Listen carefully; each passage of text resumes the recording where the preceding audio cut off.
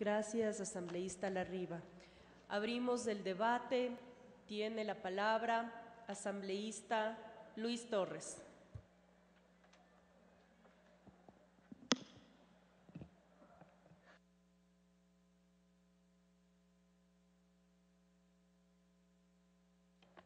Esta reforma a la ley de minería consagra demasiadas excepciones y una ley, cuando tiene excesivas excepciones, rompe el principio de generalidad, consagra muchas veces discriminaciones, abre la puerta a privilegios y, por supuesto, permite que se deslicen errores. El primer error que he encontrado, y que no es un error accidental, sino de fondo, es aquel que uno encuentra en la disposición transitoria cuarta. Resulta que esta disposición transitoria se refiere a la disposición general séptima en lugar de referirse a la disposición general octava. Es de trascendencia este error en el que ha incurrido la comisión al elaborar la ley, porque aquellos que tengan acciones, participaciones en empresas domiciliadas, constituidas en paraísos fiscales, gracias a este error, no van a tener la obligación de transferir esas acciones o participaciones en el plazo de un año. En otras palabras, gracias a esa excepción y gracias a ese error, aquellos que en la normativa anterior estaban obligados en el plazo de un año a hacer la transferencia de esas acciones y participaciones, en este caso no van a hacer. Le pido al señor presidente de la comisión que corrija este error, porque si no se lo hace, indudablemente se estaría dando carta abierta para que aquellos que tienen acciones o participaciones en empresas domiciliadas o constituidas en paraísos fiscales en un porcentaje superior al 25%, simplemente se queden con esos títulos y no los transfieran. La otra excepción sobre la que comentó el asambleísta Moisés Tagle y que en el pleno la asambleísta Montaño también abordó, no ha sido modificada. Aquella que permite que las empresas estatales extranjeras, sus subsidiarias, empresas de economía mixta donde tengan participaciones o las concesionarias puedan acceder a una concesión sin necesidad de subasta o remate público. Hubiera sido ideal que esa norma quedase circunscrita solamente a las empresas estatales, pero no a subsidiarias, a empresas de economía mixta, porque al dejar abierta esa posibilidad va a ocurrir lo que normalmente ha sucedido dentro del mercado de los hidrocarburos y de la minería. Accede a una concesión una empresa de economía mixta con participación estatal y al final resulta esta, por la transferencia de acciones o participaciones, convertida en una empresa privada. Diario El Comercio este día relata que estuvo a punto la comisión de dejar circunscrita esa excepción a las empresas estatales. Sin embargo, en forma misteriosa, finalmente no se aceptó esa posición que hubiese sido positiva y quedó la norma original abriendo la puerta para que en ese gran mercado energético, hidrocarburífero, minero, se puedan hacer este tipo de transacciones.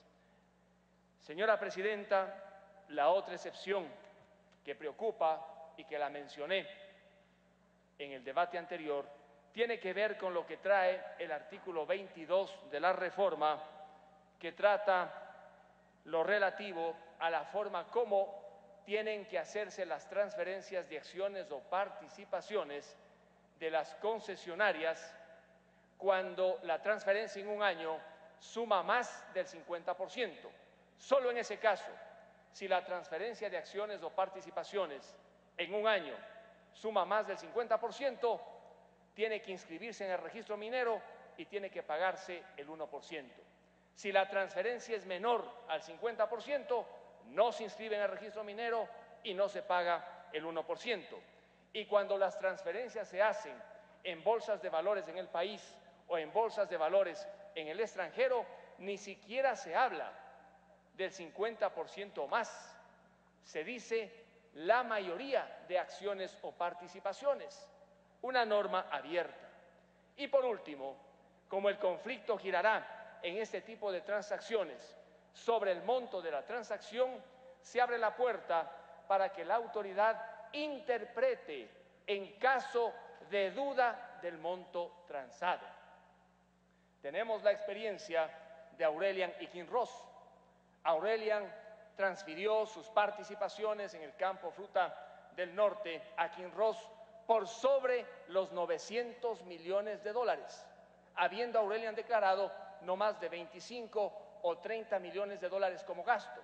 En aquel entonces no hubo inscripción en el registro minero porque no había esta norma, no hubo pago del 1% porque no había esta norma. Sin embargo, al establecer un año como límite y al establecer el 50% más como porcentaje para que se dé la inscripción y para que se pague ese 1%, se va a prestar para que las transacciones se hagan por menos del 50% año a año y se evada tanto la inscripción como el pago del 1%.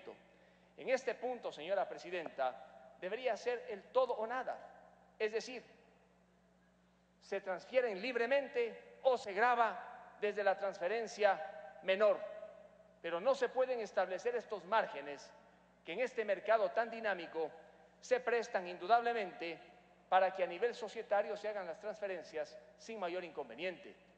El Código de Minería chileno y la Ley de Concesiones Mineras en Chile, que deberíamos nosotros observar atentamente, no tiene este tipo de disposiciones con tantas excepciones que finalmente le pueden perjudicar al propio Estado cuando se establecen este tipo de imposiciones. Señora Presidenta, un último tema, el de la consulta prelegislativa.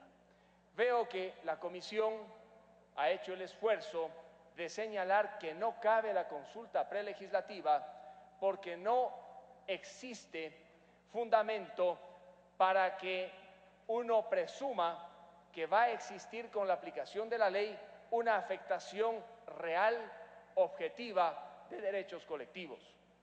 La sentencia de la Corte Constitucional, la número 001-10, publicada en el Registro Oficial 176 suplemento del 21 de abril del 2010, a la que me referí en el primer debate, no dice lo que algún legislador señaló en el primer debate y lo que señala como punto sustancial la Comisión.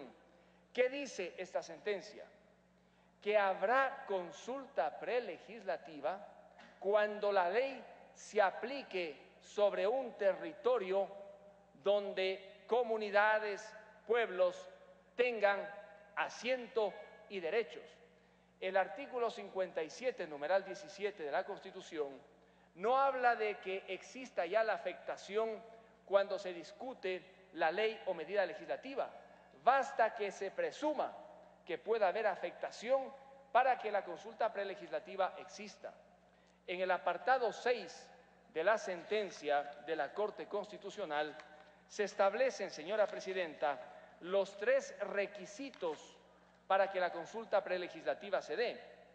¿Y qué dice en concreto este apartado 6?